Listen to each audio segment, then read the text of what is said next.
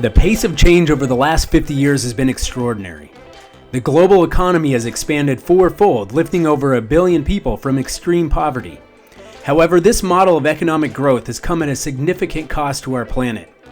However, a similar pace of advancement paired with conservation efforts over the next 50 years could lead to meaningful and impactful changes that help ensure environmental and social stability for all people.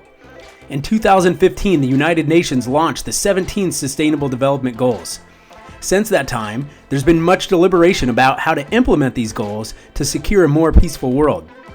Addressing climate change, renewable energy, food, health, and water provision requires action. To guide action, the connections between targets needs to be better understood. Science must be at the heart of these plans.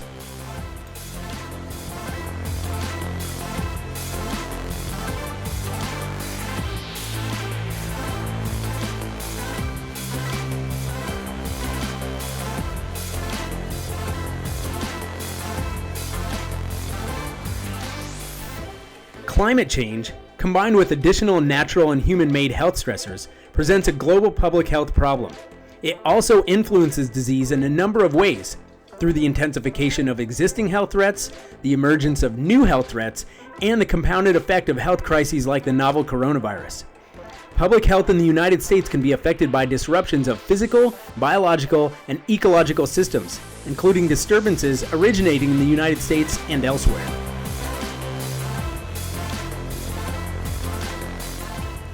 Welcome, students and observers.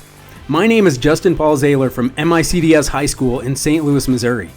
This is part 1 in a mini-series on sustainable development titled Climate is Health. Embedded as part of MICDS's upper school distance learning platform in the spring term of 2020. Over the next 5 weeks, I will be examining the global interconnectivity between climate change and the novel coronavirus. Associated content and curriculum resources are produced in collaboration with the Center for Climate, Health, and Global Environment at the Harvard T.H. Chan School of Public Health.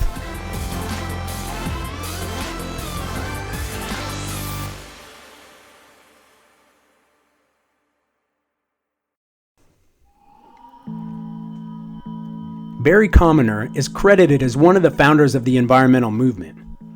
Commoner is best known for his 4 laws of ecology, which he outlined in the first chapter of The Closing Circle. These are, number 1, everything is connected to everything else. Number 2, everything must go somewhere. Number 3, nature knows best. And number 4, there's no such thing as a free lunch. The first law states what Commoner called the simple fact about ecosystems, that all healthy ecosystems are interconnected, self-stabilizing. If any part of a natural ecosystem is damaged or overstressed, it can trigger far wider problems. For example, the burning of fossil fuels is overloading the global carbon cycle, which in turn is triggering dramatic changes to the climate. Any society that ignores Commoner's first law, that everything is connected to everything else, invites ecological and social turmoil. The current course narrative for AP Environmental Science at MICDS is tethered to Commoner's overarching themes in ecology. It's a 100-word abstract, a story of environmental science as a discipline, a 9-month curricular narrative that culminates in the understanding of sustainable development. It states, everything on Earth is highly interconnected with numerous natural systems that vary over space and time. Living organisms require both energy and resources, and therefore conversions in energy and matter underlie all ecological processes. Organisms can respond to changes in the environment, but survivability is dictated by the evolution and frequency and severity of disruption. Humans alter natural systems. Technology and population growth have enabled humans to increase the rate and scale of their environmental impact. Environmental problems have cultural and social context. Understanding the role of cultural, social, and economic factors is vital to the development of sustainable solutions. Commoner said he borrowed the 4th law, that there's no such thing as a free lunch, from economic science. In ecology, as in economics, the law is intended to warn that every gain is won at some cost. In a way, this ecological law embodies the previous 3 laws, because global ecosystem is connected. Anything extracted from human effort must be replaced. Payment for this price cannot be avoided, it can only be delayed. The present environmental crisis is a warning that we have delayed for nearly too long.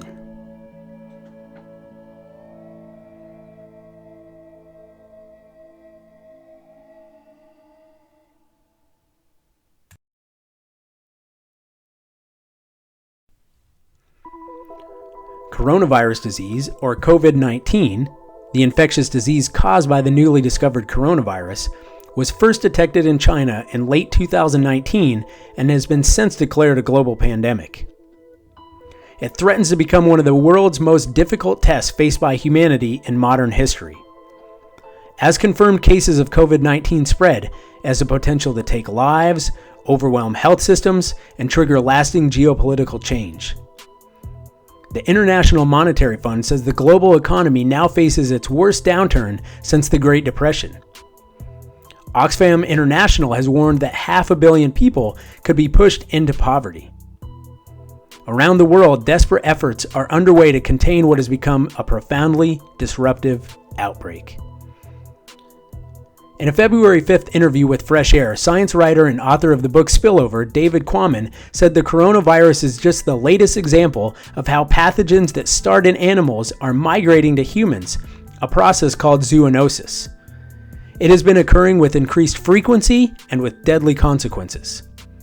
When there's an animal host, then it becomes much more difficult to eradicate and even control an infectious virus, Quammen says. The novel coronavirus, whether it turns out to be a huge catastrophe or something that we can control, one thing we know is that it won't be the last. Quammen notes that humans are the common link in all zoonosis. We humans are so abundant and so disruptive on this planet that we're cutting the tropical forests, we're building work camps in these forests and villages, and we're eating the wildlife. You go into the forest and you shake the trees, literally and figuratively, viruses fall out.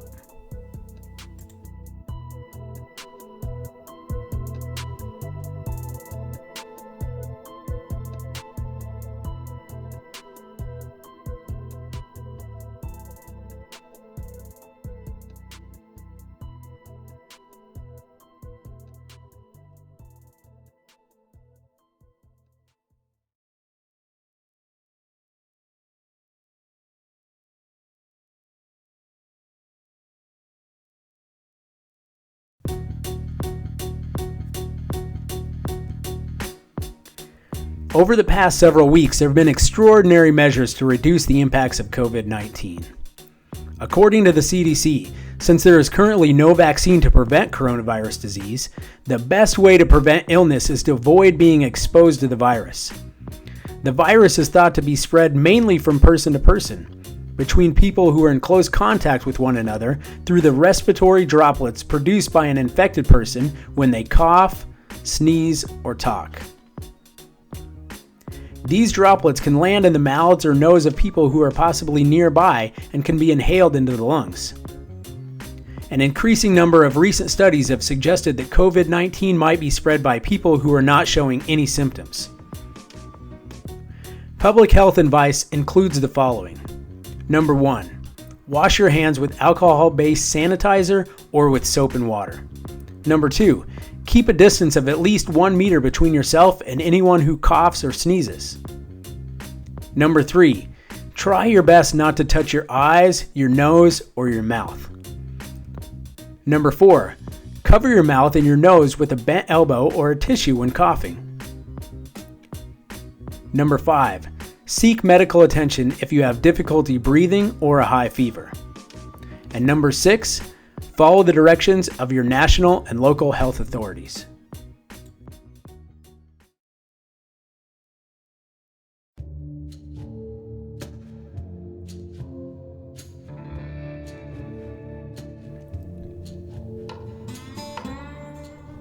Comparisons of the novel coronavirus to other infectious diseases can be problematic and misleading in some ways, but informative in others. One comparison that's been popular is between the coronavirus and the Spanish flu of 1918. While different diseases with different case fatality rates and transmission efficiency, both of these events required drastic social distancing in order to curb the spread. In reference to the two events, on March 12th, authors Parker and Eisenberg at the World Economic Forum wrote, "We can no longer hope to contain the virus's global spread, nor can we wait for the development of a vaccine that's still 18 months away or waste undue resources on contact tracing. Our current focus must be on flattening the curve, slowing down the virus's spread, alleviating its effects on healthcare systems, and saving lives. The most effective way to do so is through social distancing, which includes restricting travel, canceling large-scale events such as concerts, conferences, and yes, even classes."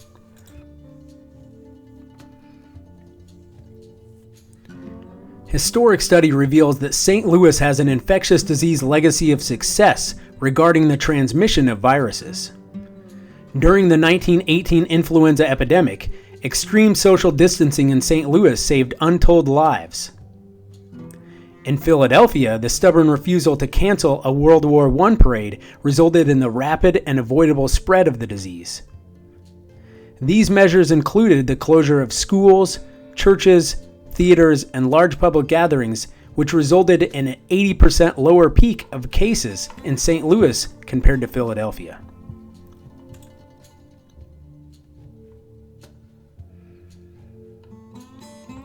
Again from Parker and Eisenberg at the World Economic Forum. Only through stringent social distancing can we currently hope to temper the proliferation of the novel virus and lower death rates from both COVID-19 and other unrelated illnesses. Meantime, as we move to protect the health of our family, friends, and colleagues, we must also give respect and care to the caregivers. For as proven time and time again, it is the frontline healthcare and public health workers, whether in the field, in clinics, or in an international relief setting, who serve as the vital first line of defense in protecting the health of all the population.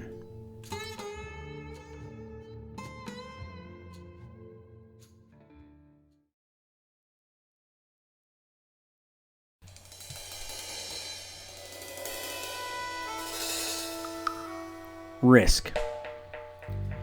Most individuals have difficulty understanding risk. This is true even with the probabilities of death in the United States. Some causes of death that people perceive as having a high probability of occurring, such as dying in an airplane crash, actually have an extraordinarily low probability of occurring. In contrast, some causes of death that people rate as having a low probability actually have some of the highest probabilities. Based on the number of deaths per 100,000 people, the top 3 risks in the United States are number 1, heart disease, number 2, cancer, and number 3, stroke. Many negative environmental factors such as air pollution compound with existing risk to result in premature deaths of millions of individuals. To conduct a risk assessment, the first step is to define risk. Risk has 2 component parts. First is identifying the hazard, which is anything that may cause harm to human health or the environment. Second is to determine exposure, or to decide who may be harmed and how.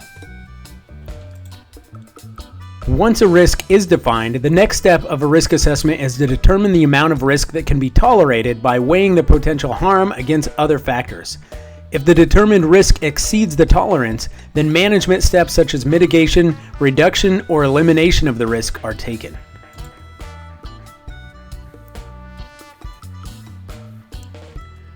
However, with any given risk, there is typically disagreement between innocent until proven guilty principalists that believe that a potential harm should not be considered a hazard until scientific data definitely demonstrates harm, and precautionary principalists that believe action should be taken against plausible harm to human health or environmental hazards. So where and how can we plot the risk of harm posed by the novel coronavirus?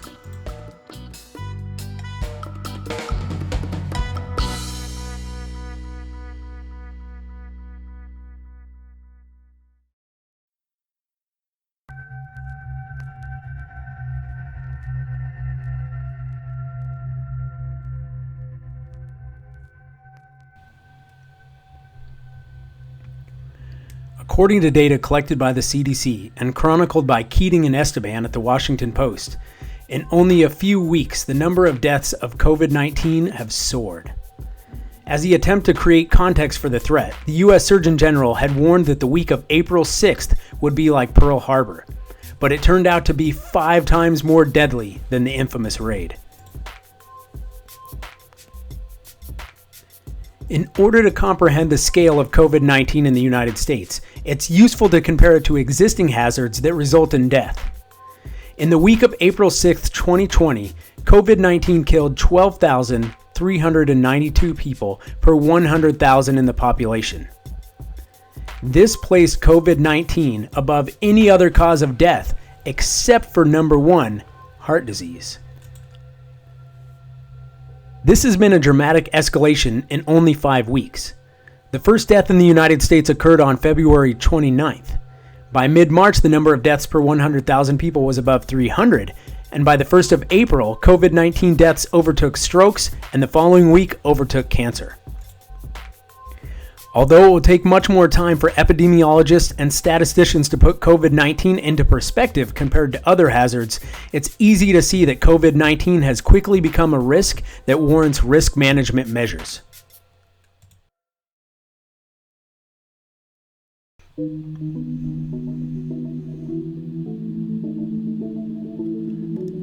In an April 17th perspective, CEO at the Global Center on Adaptation, Patrick Vercoyen, shared, "We all find ourselves at a fork in the road with a fundamental choice. How do we respond to global threats, both as individuals and as communities?" The COVID-19 crisis sees humans act with unprecedented solidarity. Acts of kindness abound. By mid-April, it was estimated that a third of the global population was staying indoors to help stop the virus spread. The extraordinary efforts and self-sacrifice of medical services and essential workers humbles us. We have learned that the roles of society were taken for granted. The supermarket workers and van drivers are the ones that keep things working when the going gets tough.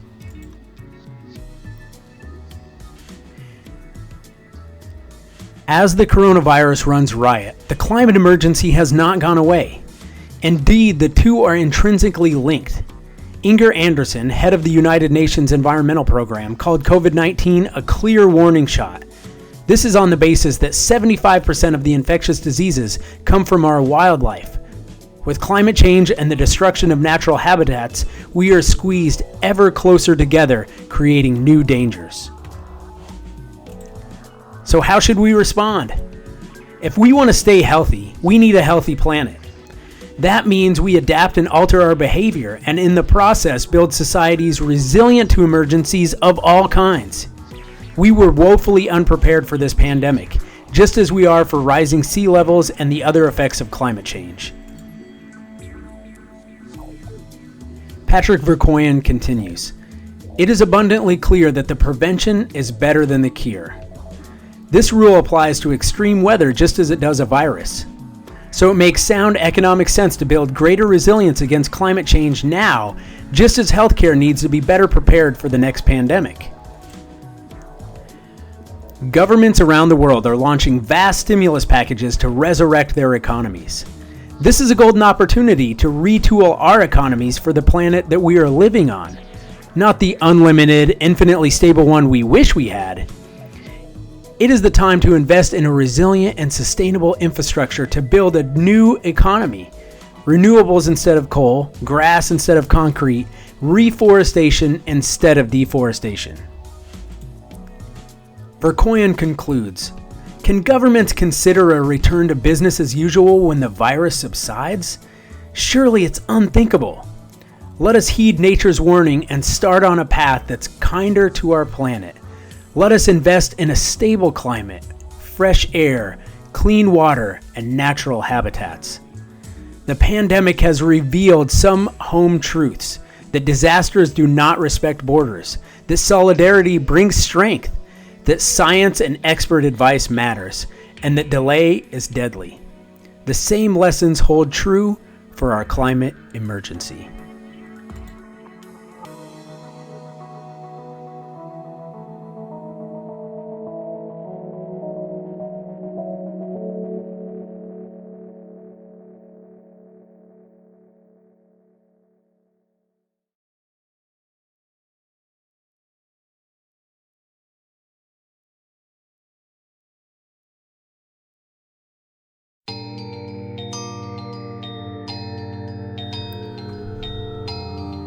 This series will continue with weekly content from MICDS with additional video, interviews, and lectures by leading experts.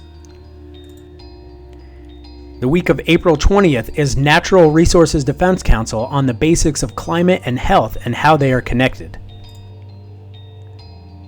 The week of April 27th is the Harvard T.H group on the connection between climate and COVID-19.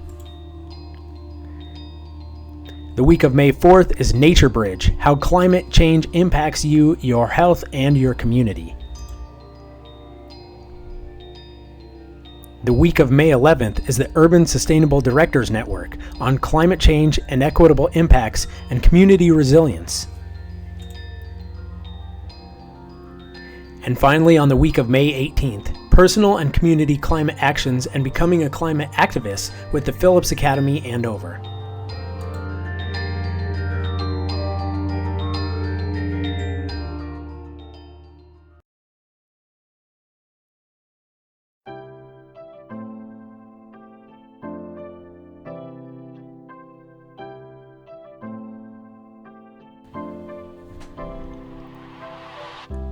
This podcast was produced as part of MICDS's Upper School Science Distance Learning Platform in the spring term of 2020. Support for additional resources and associated content is provided through collaboration with the Center for Climate, Health, and Global Environment at the Harvard T.H. Chan School of Public Health.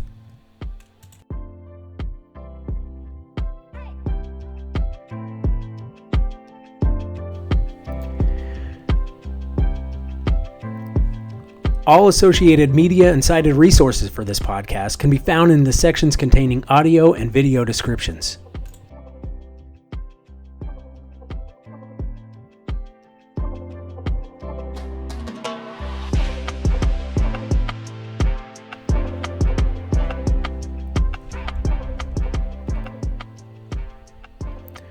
Visual templates were produced and shared through slidesgo.com with icons from Flaticon and infographic and image support from Freepik.